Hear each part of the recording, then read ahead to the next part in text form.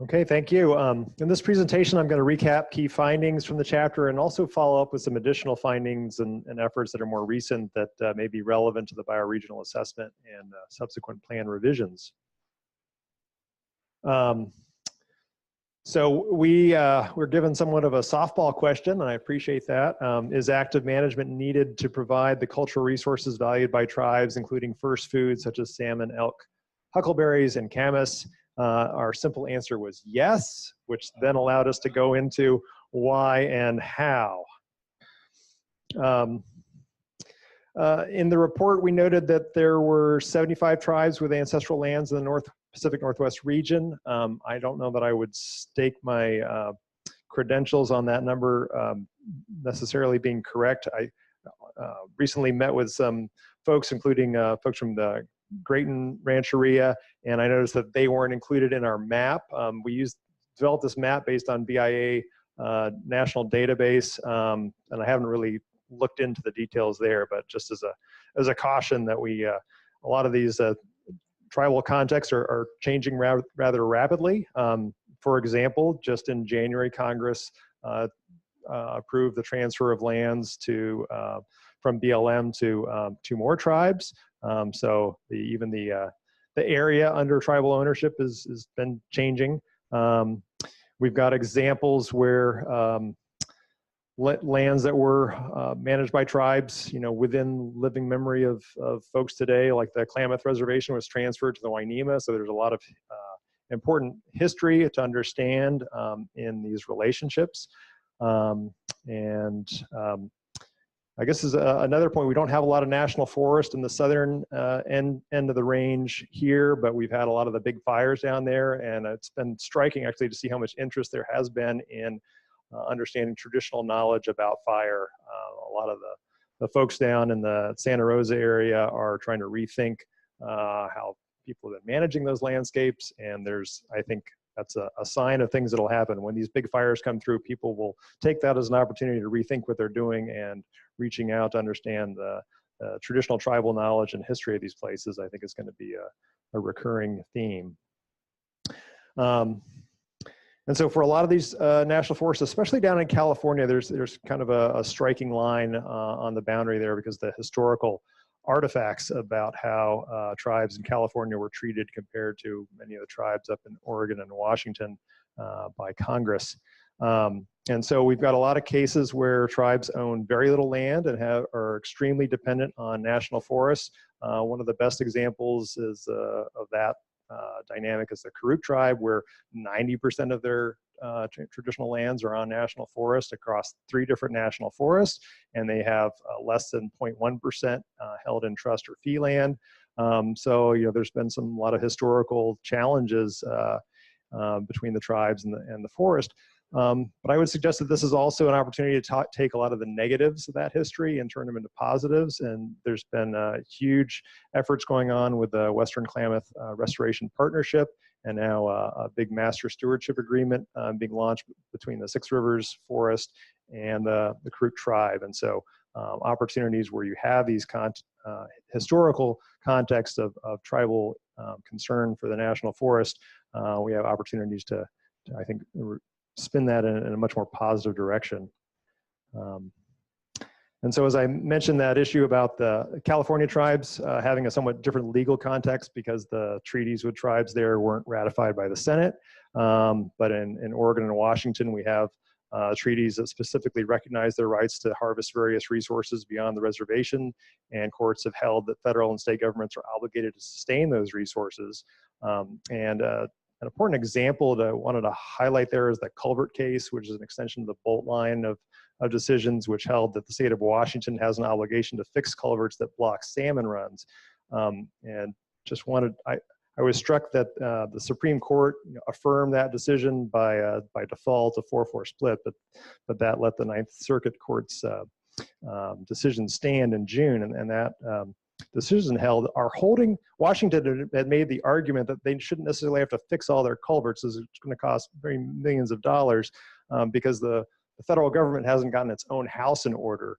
And the court rejected that argument, and they stated, our holding that Washington has violated the treaties in building and maintaining its barrier culverts necessarily means that the United States has also violated the treaties in building and maintaining its own barrier culverts.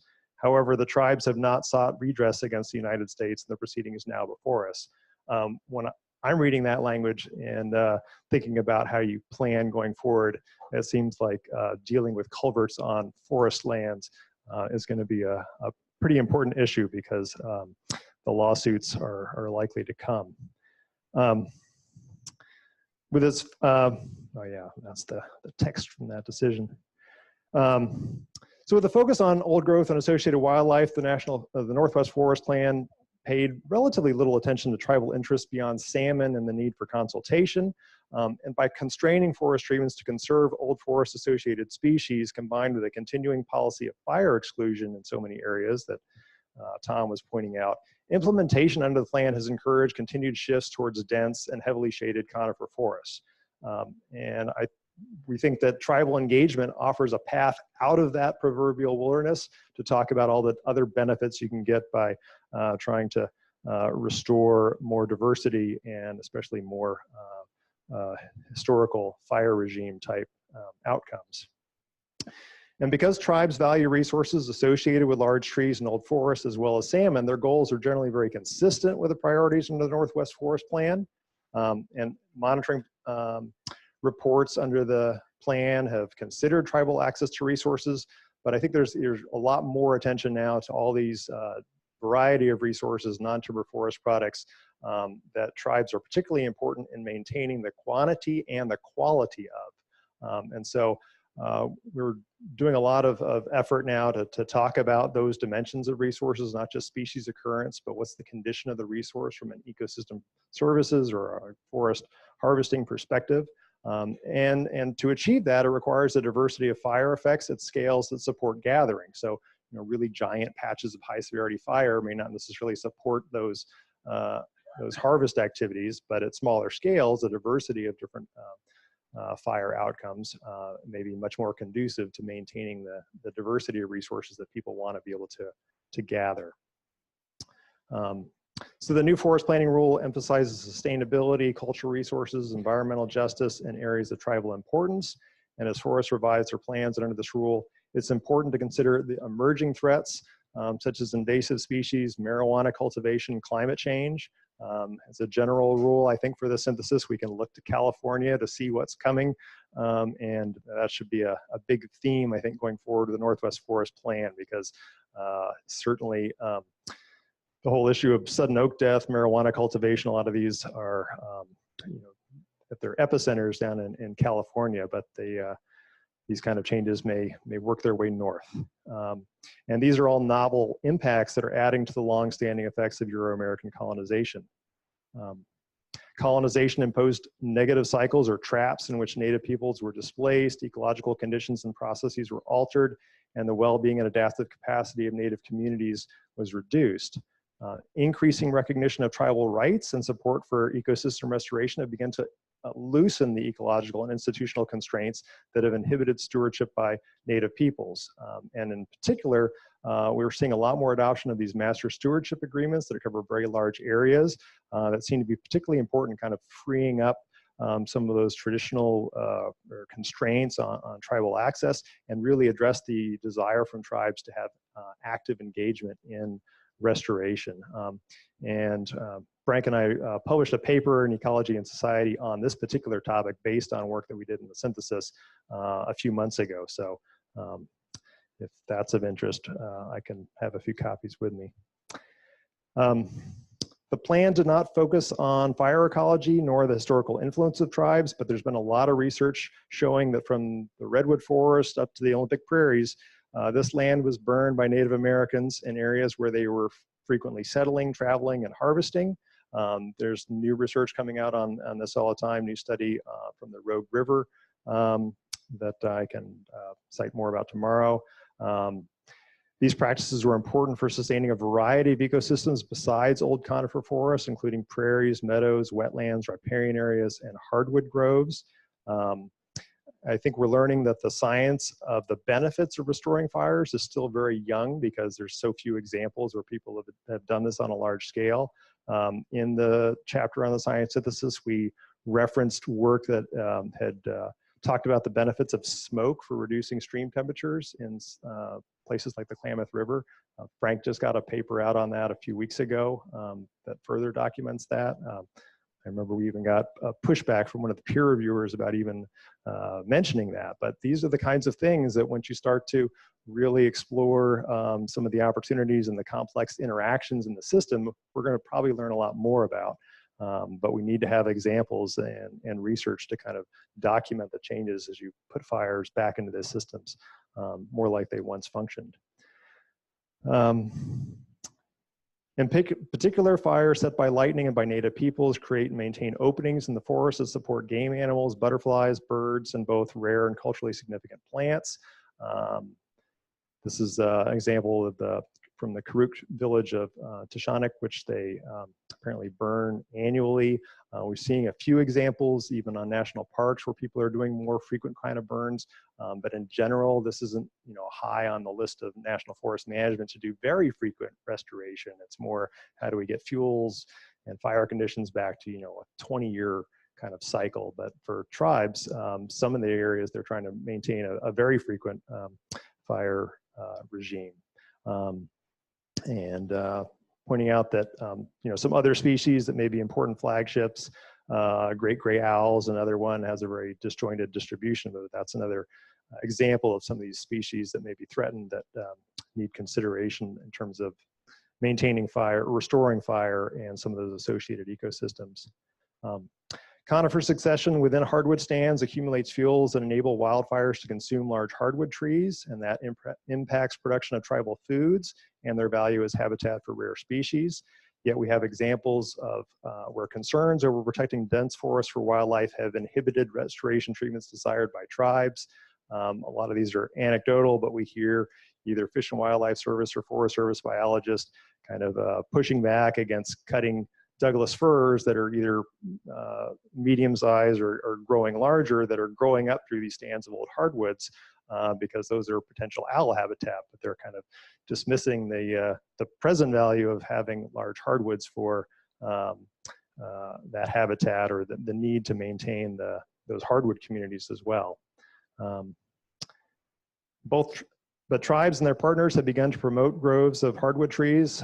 These are common species, so they're not likely to be, they're likely to expand actually under climate change, but they need treatments to reduce the conifer encroachments, fuels, and insect pests to ensure the abundance and quality of nut production. So if we're trying to sustain the ecosystem services, not just the species, fire is very important in these systems. And those moderate kinds of fires are also important for sustaining fisher, owls, and other rare species by enabling growth of hardwoods with large cavities. And we've talked about in some of our work how the fire is creating these insulated cavities in these hardwoods. And so if you take fire out of the system, you're not necessarily getting that same process happening. And then when fire does come in, it's actually torching out the insides of the tree when the fire gets inside the cavities. So there's some very complex kind of relationships, and it shows why you need fire in these systems, not just surrogates. And let's see, using fire and other tending practices, Native Americans have cultivated wildlife plants and fungi, which they harvest for staple and ceremonial foods, medicines, basket making, regalia, and other cultural purposes. So this vast list of NTFPs that are not well quantified and often don't have open market values, but they're tremendously important from a tribal perspective. Native peoples want not only access to the resources, but also the ability to practice and pass on stewardship traditions to future generations.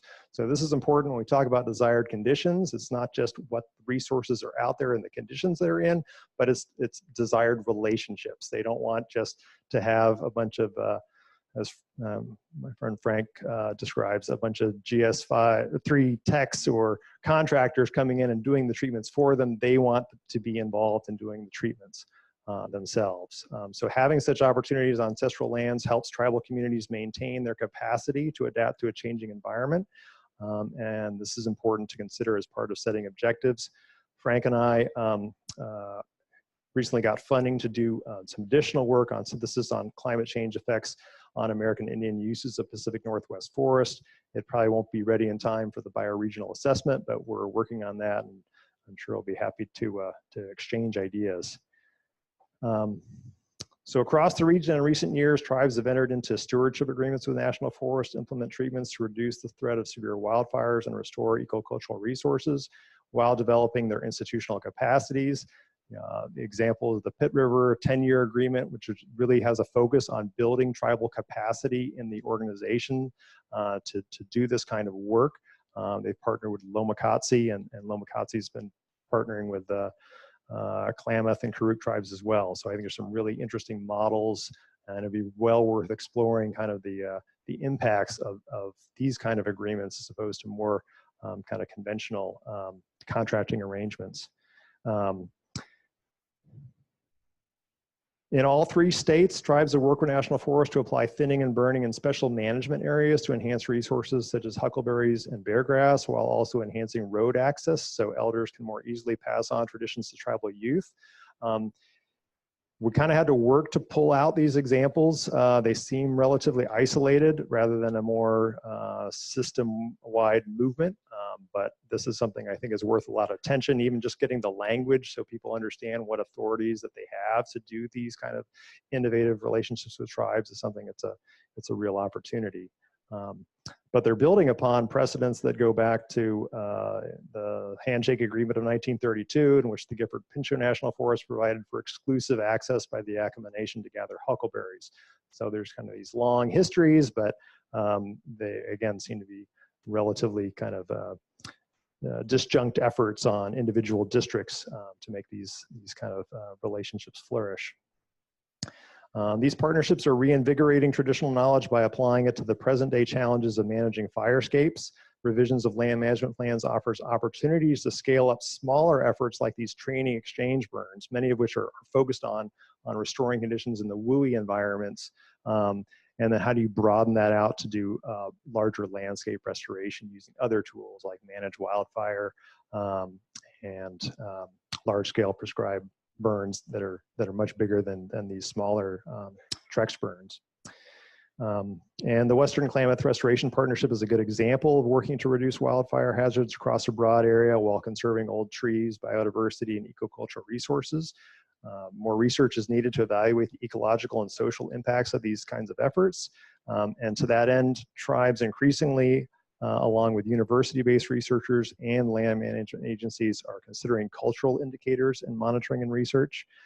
These efforts are important not only for promoting forest resources, but also life, health, and property by reducing risk of severe wildfires and addressing smoke from wildfires, which is a growing public health issue, especially in this region where people are getting smoke all summer long, and that may be constraining what people are willing to support in terms of using fire more proactively. So we've really got to take advantage of a place that's really actively using fire and getting a lot of experience with that, and figure out how to apply those lessons to other areas.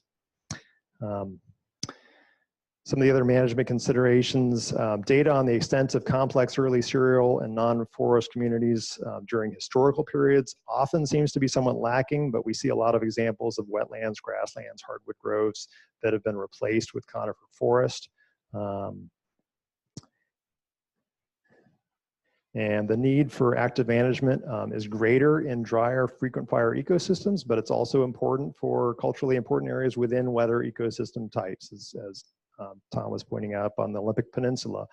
Plenty of examples where tribes have used fire and want to use fire and have bumped up against agencies resisting some of that effort. Understanding specific reasons for declines in resource use is important when developing strategies to benefit communities. I've still heard in some of our work from some of the old time researchers and folks thinking that lack of activity out there is that people don't care. They don't want to put in the work to harvest these resources, rather than understanding how complex an issue it has been of reduced access, reduced quality. It's not worth the time to go out to the forest anymore to do this kind of work because the condition they're in. So I think that's part of the challenge here is getting people to understand why an indicator like lack of harvest permits may not be a good indicator of interest in the resource. And again, many tribes desire opportunities to maintain traditional tending practices, including burning as a means of sustaining and passing down traditional knowledge and adaptive capacity. And yeah, I mentioned the article on traps and that synthesis. We're doing an analysis now of trends in large hardwoods that we're revising to try to see how some other kind of more complex indicators may be useful for monitoring these values of strong interest for tribes. I know the Sierra National Forest, when they were doing their forest plan revisions, they proposed several indicators that focused on black oaks and large trees. So I think there may be some good examples to draw upon of how we're kind of integrating the ecological and social concerns of tribes in this work. And yeah, this is some of the preliminary examples, some of that work that we're doing in the range that we're looking at with these 8 species of hardwoods. One of the take homes is that most of the species were holding their own fine. The one that is of most concern probably is California black oak. And I think one of the dynamics there is so much of the biomass is further south in areas where we have had a lot of large fires that they may be getting more reductions in that large black oak community from the Sierra Nevada and the California coast ranges. Another indicator that we're looking at in that analysis is crown condition class. So looking at trees that are either open grown or dominant, and really big shifts from the first kind of regular FIA panel in the 90s to early 2000s to the more recent FIA panel.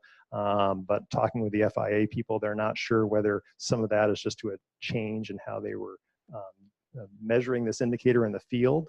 But as we move into future panels, we'll be able to detect this. And it seems like it's such a big change that there's probably a combination of some kind of methodology issue as well as just the growing densification of the forest. But because we know that nut production is really tied to that open crown structure, and also the shape of the tree is important for tribal gatherers to be able to harvest in the ways that they want. So this could be an example of an indicator that's already being collected in FIA or other kinds of monitoring efforts that may be a useful social indicator as well.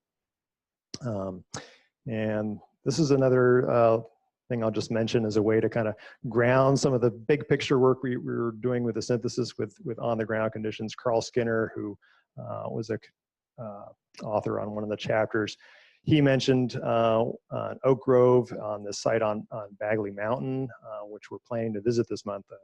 I've been wanting to get out there for a while, but I-5 has been closed by so many large fires this year. It hasn't worked out to actually get out to the site yet, and we're waiting for that to all settle down.